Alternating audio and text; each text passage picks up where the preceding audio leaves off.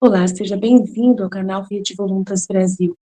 Nós estamos aqui para convidar você à compreensão de como deve encarar as formações e as leituras dos escritos que nós lemos neste canal. Os escritos são plenamente católicos, da Igreja Católica Apostólica Romana, principalmente nesses últimos tempos, que nós tanto precisamos entender os acontecimentos que estão acontecendo em nossa igreja.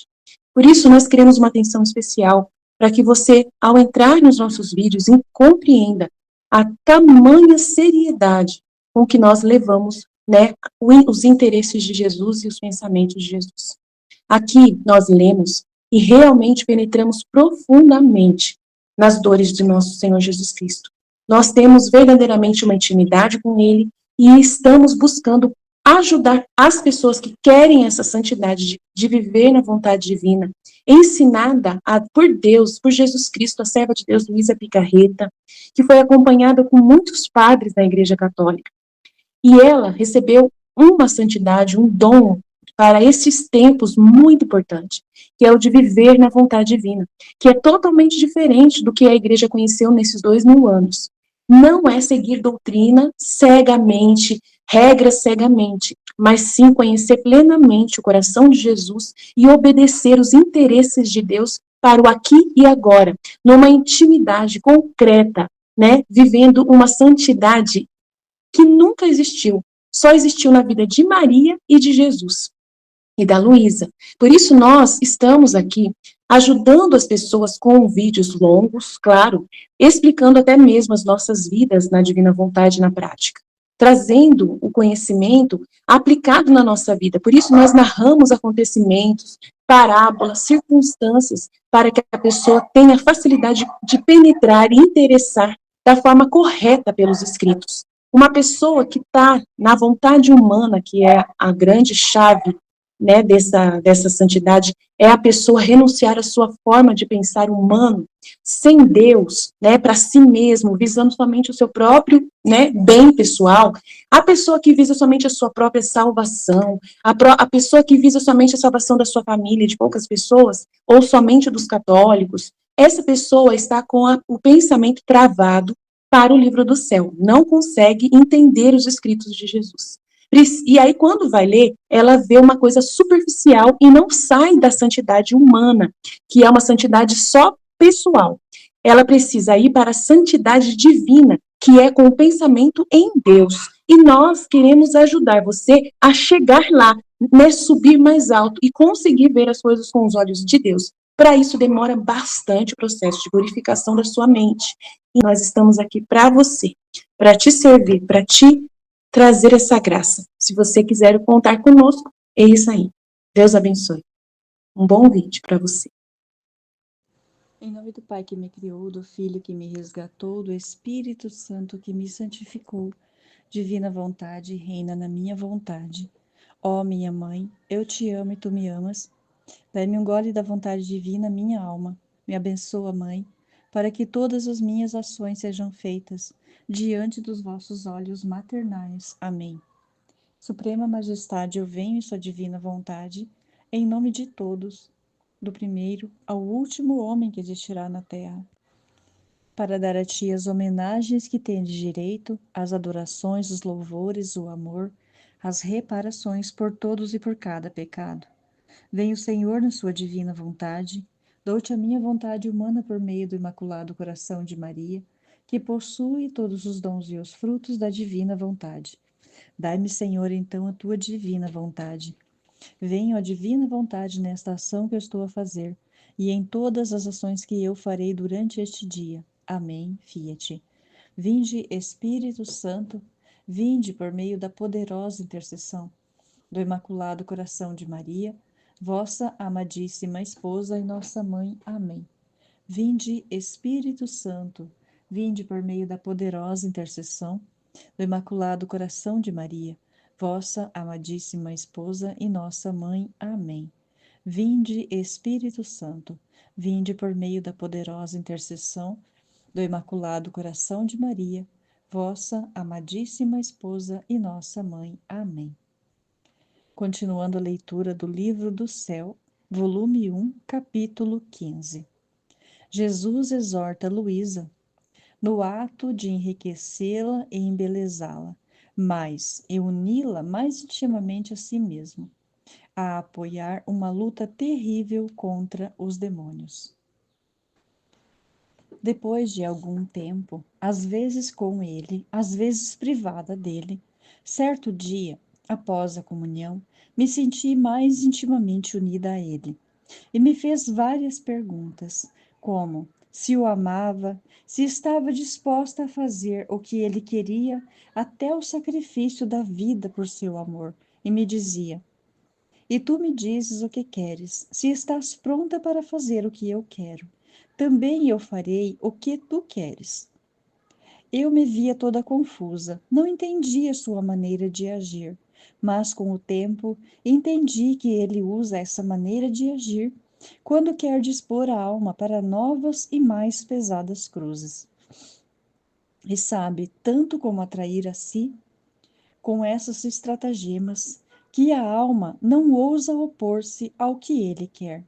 Então eu dizia: sim, te amo, mas me digas tu mesmo. Posso encontrar um objeto mais belo, mais santo e mais amável que tu?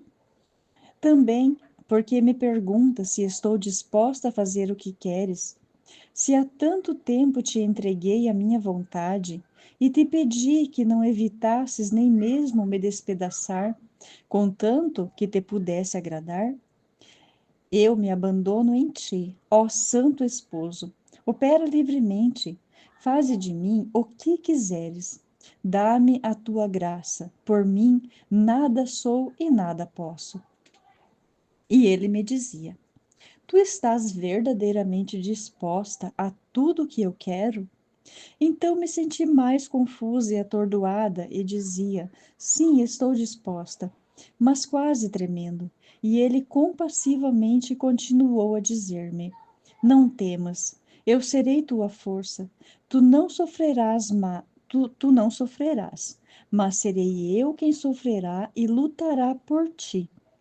Olha, eu quero purificar tua alma de tudo, do mínimo defeito que poderia impedir meu amor por ti. Quero provar tua fidelidade, mas como posso ver se isso é verdade, se não colocando-te no meio da batalha?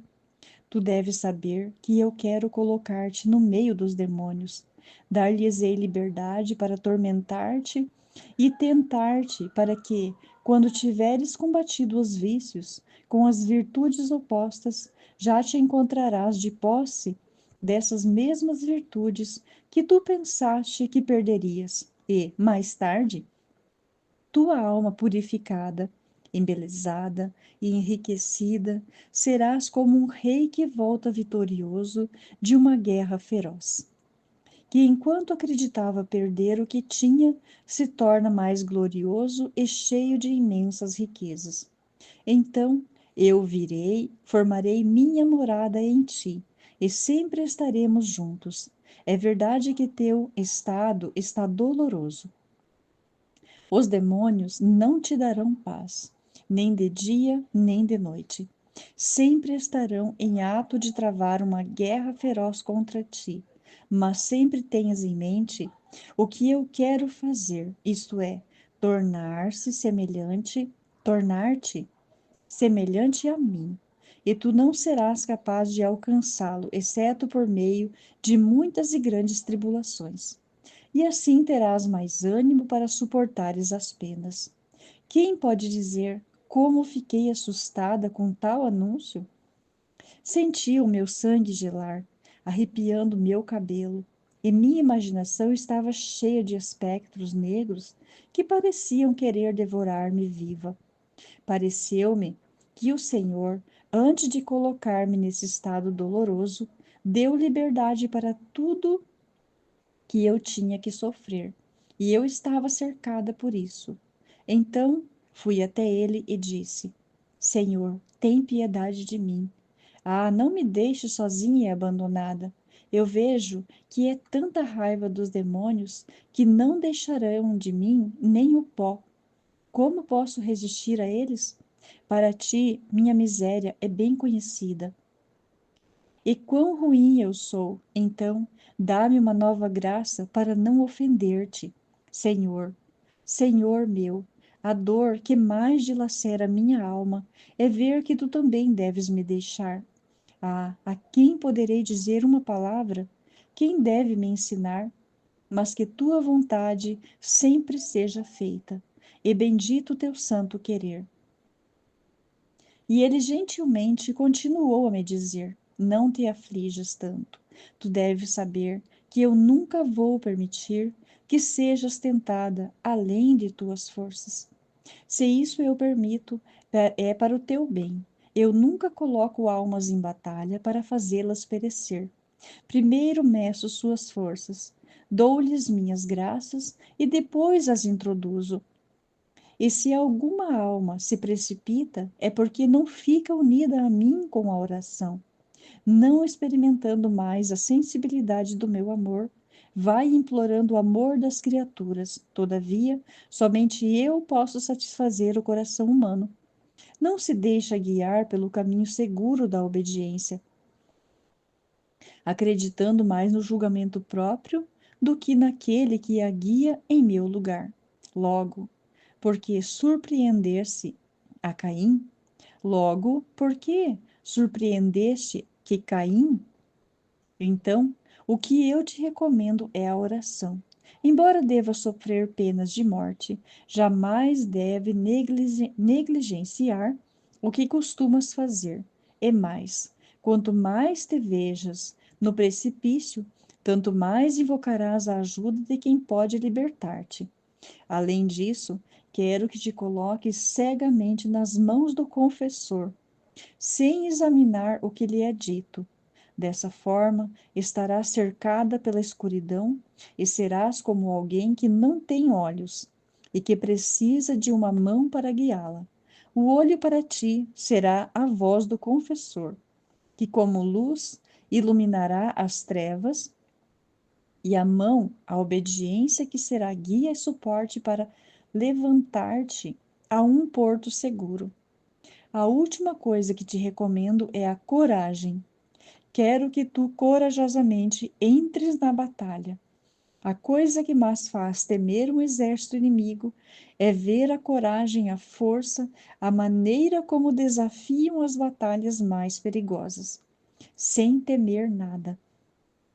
Assim são os demônios. Eles não temem nada além de uma alma corajosa, toda apoiada em mim, que com um espírito forte vai no meio deles, não para ser ferida, mas para resoluta em feri-los e exterminá-los. Os demônios ficam assustados, apavorados e gostariam de fugir, mas não podem, porque vinculados à minha vontade, são obrigados a permanecer para o seu maior tormento. Assim, não os tema, que nada podem fazer-te sem o meu querer.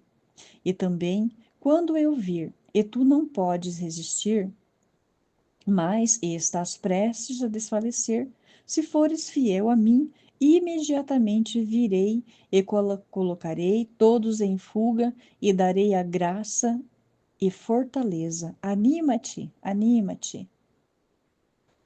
Capítulo 16. Luísa deve passar uma terrível prova, lutando contra os demônios. Agora, quem pode dizer a mudança que aconteceu dentro de mim? Tudo foi horror para mim. Aquele amor que eu sentia antes, agora o via se transformar em um ódio atroz. Que pena não poder amá-lo mais. Rasgava minha alma ao pensar naquele senhor que tinha sido tão bom comigo e agora ver-me forçada a odiá-lo, a blasfemar como se ele fosse o mais cruel inimigo, não podendo nem olhá-lo em suas imagens e tendo o rosário em minhas mãos, ao beijá-los me via tal ímpeto de ódio e tanta força que fazê-lo ou cortá-los em pedaços eram a mesma coisa. E às vezes eu fazia-lhe tanta resistência que minha natureza tremia da cabeça aos pés. Ó Deus, que pena amarga! Eu acredito que se no inferno não houvesse outras penas, a única dor de não poder amar a Deus tornaria o inferno mais horrível. Muitas vezes, o diabo colocava diante de mim que as graças que o Senhor me havia dado eram obra de minha fantasia, e, por esse motivo, poderia levar uma vida mais livre e confortável. E agora, tomando isso como verdade, repreendendo-me, diziam-me: Este é o bem que ele queria? Esta é a recompensa? Deixá-la em nossas mãos? Você é nossa, tudo acabou, não há o que esperar. E por dentro sentia-me conferindo ao Senhor tantos impulsos de aversão e de desespero, que às vezes, com alguma imagem nas mãos, era tão forte o desespero que as quebrava. Contudo, enquanto fazia isso, chorava e as beijava, mas não sei como dizer. Fui forçada a fazer isso. Quem pode dizer a dor de minha alma? Os demônios faziam festa e riam. Uns faziam barulho de um lugar, outros o faziam de outro. Alguns gritavam, outros me ensurdeciam, com gritos dizendo: Olha como você é nossa. Não nos resta mais nada que levá-la ao inferno, alma e corpo. Verá que faremos isso. Às vezes me sentia puxada, ora os vestidos, ora a cadeira, onde estava ajoelhada, e a moviam, e fazendo tanto barulho que eu não podia rezar. Às vezes, o medo era tão grande que, acreditando que me libertaria, eu me, deita... eu me deitava na cama, porque esses escândalos aconteceram a maior parte à noite, mas lá estavam também, puxando o travesseiro, os cobertores. Quem pode dizer o terror, o medo que eu sentia? Eu mesma não sabia onde estava, se na terra ou no inferno. Havia tanto medo de que eles realmente me levassem, que meus olhos não podiam se fechar para dormir. Estava como alguém que tem um inimigo cruel que jurou que vai tirar-lhe a vida a qualquer custo, e acreditava que isso aconteceria comigo assim que eu fechasse os olhos. Então parecia que era em mim que alguém estava colocando algo dentro de meus olhos, e era forçada a tê-los abertos para ver quando me levariam. Talvez eu conseguisse me opor ao que eles queriam fazer. Então sentia meu cabelo arrepiar sobre minha cabeça, um por um suor frio por todo o meu corpo, que penetrava até os ossos, e sentia separar meus nervos e ossos, e eles se contorciam juntos de medo. Outras vezes me sentia incitada a tais tentações de desespero e suicídio que alguma vez, tentando-me, encontrado perto de um poço ou de uma faca, sentia-me puxada para tirar-me ou pegar a faca e me matar. E era tanta a força que eu tinha que fazer para fugir, que sentia penas de morte. E enquanto fugia, sentia que eles estavam comigo e ouvia sugerir-me que era inútil que eu vivesse depois de ter cometido tantos pecados, que Deus tinha me abandonado por não ter sido fiel. Além do mais, via que havia cometido tantos ultrajes que nenhuma alma no mundo jamais cometera, que para mim não havia como esperar piedade. Nas profundezas da minha alma, ouvi-os repetir: Como você pode viver sendo inimiga de Deus? Você sabe que quem é este Deus a quem tanto insultou, blasfemou, odiou? Ah, é esse Deus imenso que estava ao seu redor, e você, diante de seus olhos, se atreveu a ofendê-lo. Ah, perdido, o Deus da sua alma, quem lhe dará paz? Quem lhe livrará de tantos inimigos? Era tamanha a pena que não fazia nada além de chorar. Às vezes eu começava a rezar e sentia os demônios, para aumentar meu tormento, vindo por cima de mim, e um me espancava, outro me espetava, e mais outro me apertava a garganta. Lembro-me que uma vez, enquanto rezava, senti meus pés sendo puxados para o solo, este se abrir e as chamas saírem, e que eu lá me adentrava. Tal foi o horror e a dor que fiquei meio morta. Tanto que, para me recuperar daquele estado, Jesus teve que vir e me reanimar. Me fez entender que não era verdade, que eu não tinha vontade de ofendê-lo e que eu podia saber por mim mesma, pela pena amarguíssima que sentia, que o diabo era um mentiroso e que eu não deveria fazer-lhe caso, que, por enquanto, eu deveria ter paciência e sofrer essas aflições e que depois a paz viria. Isso acontecia de tempos em tempos, quando chegava a extremos e às vezes para me colocar em tormentos mais difíceis. No momento desse consolo, a minha alma se convencia, porque nessa luz é impossível que a alma não aprenda a verdade. Mas depois, quando eu estava em luta, eu voltava ao mesmo estado de antes. Eles tentavam-me também, de modo que não recebesse a comunhão, convencendo-me de que depois de eu ter cometido tantos pecados, era atrevimento me aproximar e que se eu me atrevesse, Jesus Cristo não viria, senão o demônio, e tantos tormentos ele havia de me dar, que me levaria à morte. Mas a obediência vencia a tentação. É verdade que às vezes sofria penas mortais, assim que eu podia trabalhosamente recuperar-me após a comunhão. Mas, como o confessor queria absolutamente que eu a recebesse, não poderia fazer de outro modo. Eu lembro que, várias vezes, não a recebi. Também me lembro que, às vezes, enquanto rezava à noite, eles apagavam minha lâmpada. Às vezes, faziam tais rugidos de dar medo. Outras vezes, vozes débeis, como se fossem moribundos. Mas quem pode dizer tudo o que eles faziam? É impossível. Capítulo 17. Vitória na prova contra as tentações. Agora, essa dura batalha, embora não me lembre muito bem, entre dias ou semanas separadas, durou 3 anos, ainda que não passassem por completo. Começaram a mitigar. Lembro-me de que, depois de uma comunhão, o Senhor me ensinou como eu deveria fazer para os pôr em fuga, que era desprezá-los e não lhes prestar nenhuma atenção, e que eu deveria fingir que eram tantas formigas.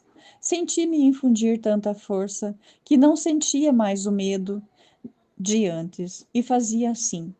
Quando faziam um barulho, rumores, eu lhes dizia: se vê que não tem nada que fazer, e que para passar o tempo estão fazendo tantas tonteiras. Façam, façam, que depois, quando se cansarem, terminarão.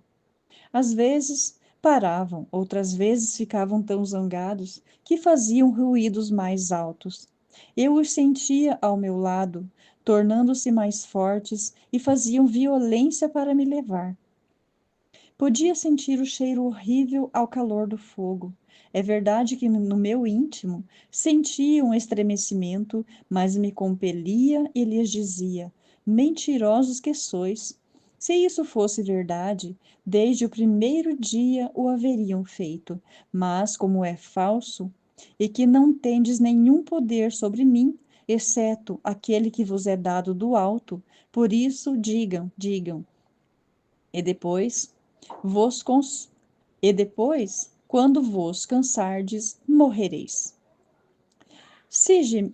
se, pois, gemiam e gritavam, lhes dizia: o que, não saíram bem as coisas hoje? Lamentai-vos porque vos foi tirada alguma alma? Pobrezinhos, não sentem bem, porém quero também eu fazê-los lamentar outro pouco. E começava a rezar pelos pecadores, ou a fazer reparações. Às vezes ria-me, quando começavam a fazer as coisas habituais, ele lhes dizia: como posso temê-los, raça vil? Se fossem seres sérios, não teriam feito tantas tolices, Vocês mesmos não se envergonham? Não façam o que os torna ridículos. Depois, se me punham tentações de blasfemar ou de odiar a Deus, oferecia aquela pena amarguíssima, aquela violência que me faziam, porque enquanto via que o Senhor merecia todo o amor, todos os louvores, eu era forçada a fazer o contrário. Em reparação de tantos que livremente o blasfemam e que nem sequer se lembram que existe um Deus e que estão obrigados a amá-lo. Se me incitavam ao desespero, em meu interior dizia: não presto atenção nem no paraíso nem no inferno. A única coisa que me apressa é amar a meu Deus. Este não é o tempo de pensar em outra coisa, senão que é tempo de amar quanto mais possa ao meu bom Deus. O paraíso e o inferno os deixo em suas mãos, e ele, que é tão bom, me dará o que mais me convém, e me dará um lugar onde possa glorificá-lo mais. Jesus Cristo ensinou-me que o meio mais eficaz para fazer com que a alma fique livre de toda vã opressão, de toda dúvida, de todo temor, era declarar diante do céu, da terra e diante dos próprios demônios não querer ofender a Deus, mesmo à custa da própria vida. Não querer consentir a qualquer tentação do demônio. E isso se pode fazer assim que a alma adverte que vem a tentação. No momento da batalha, e à medida que começava a se sentir livre, e também durante o curso do dia. Fazendo assim, a alma não perderá tempo em pensar se consentiu ou não, porque só recordar a promessa lhe restituirá a calma. E se o demônio busca inquietá-la, poderá responder-lhe que se tivesse tido intenção de ofender a Deus, não teria declarado o contrário, e assim ficará livre de todo temor. Agora, quem pode dizer a raiva do demônio? Pois agindo assim, todas as suas astúcias resultavam para sua confusão. E onde acreditava ganhar, perdia, já que de suas próprias tentações e artifícios a alma se servia para poder fazer atos de reparação e amor ao seu Deus. O outro modo que me ensinou para afastar as tentações foi o seguinte: se me tentavam ao suicídio, eu deveria responder: não tendes nenhuma permissão de Deus. E mais, para o vosso despeito, quero viver para poder mais a Deus. Se eu fosse espancada, eu deveria me humilhar, ajoelhar e agradecer ao meu Deus, porque isso acontecia como penitência pelos meus pecados. E não só isso, mas oferecer tudo como atos de reparação por todas as ofensas feitas a Deus no mundo. Finalmente, uma tentação feia que durou pouco, cerca de 1 ano e meio, com os demônios tão horríveis que eu deveria ficar grávida e depois parir um menino demônio com chifres. Minha fantasia crescia tanto que eu me via diante de uma confusão horrível, pelo que se teria dito de mim por tão espantoso acontecimento.